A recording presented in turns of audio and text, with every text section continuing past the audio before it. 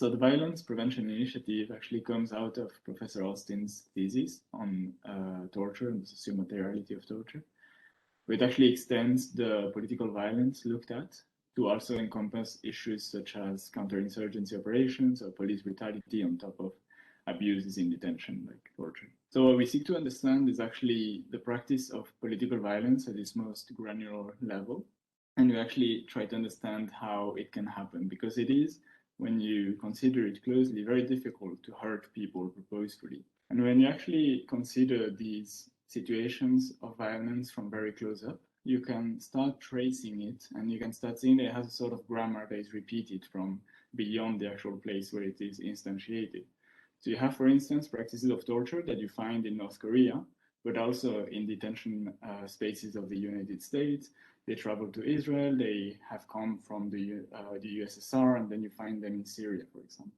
What we actually seek to do is to make it less easy to slip into violence in particular situations, so that when you tinker with those material conditions, it might be that people who are going to perpetrate violence have to actually put more thought and more effort into it than they would otherwise have.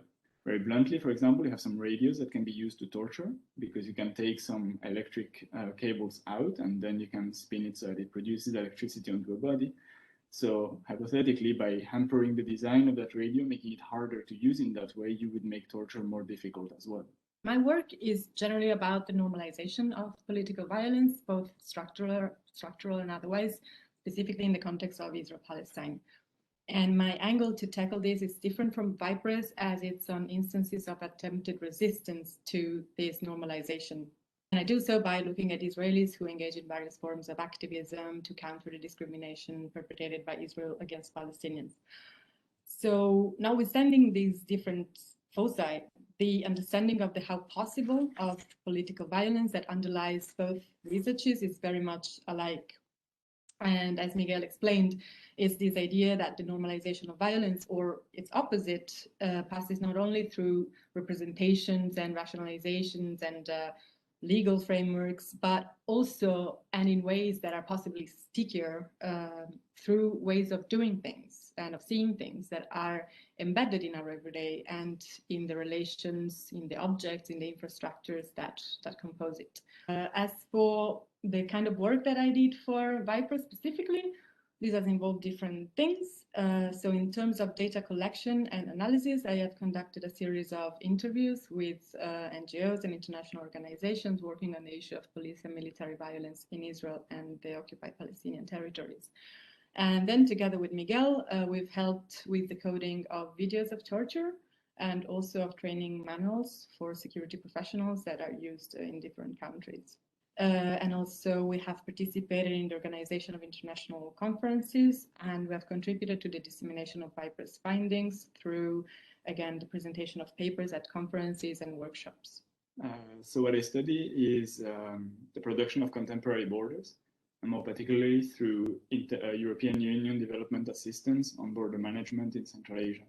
My focus on my own research is not on violence per se, but rather the actual organization of sometimes violent, but more general mundane modes of control and of surveillance around the world. But what I show most importantly is that borders are complex infrastructures that are actually quite difficult to set up and to maintain.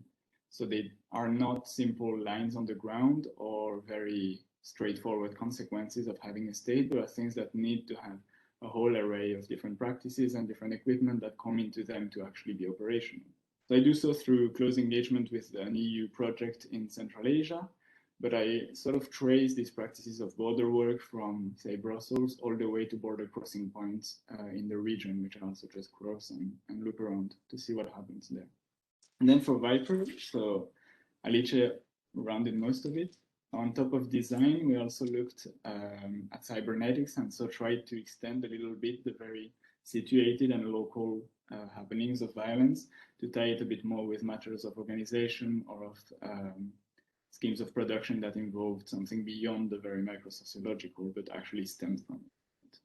For what concerns me, well, now I'm still finishing my PhD, but for after that, I'm thinking of pursuing my research with a postdoc. And very much like VIPRE started from researching very local contexts and micro practices and then globalized and drew lines between different localities. I would also like to expand the lenses that I've developed to look at the interplay between the stickiness and disruption of violence, violent othering practices specifically from Israel-Palestine outwards. For me, as Alicia said, it's also a matter of finishing the thesis first. In that case, I think most important for me is this consideration of the also socio-material basis for organization. As I said, I don't really look at violence per se, but just the more mundane forms of control and surveillance, for example, at borders, which can at times then derive into violence. But it's also informative to look at things when they operate as they should. So for example, when you go through an airport and go through a border checkpoint and you have to hand out your passport and then it's passed into a machine and then you can pass the border and somehow the borders has sort of fulfilled its mission.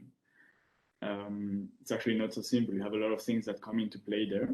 And so for me personally, having that possibility of at the same time challenge some of these discourses because they are usually not very reflective of what goes on, but understanding their productive role is really the sort of theoretical contribution that I want to build on looking forward.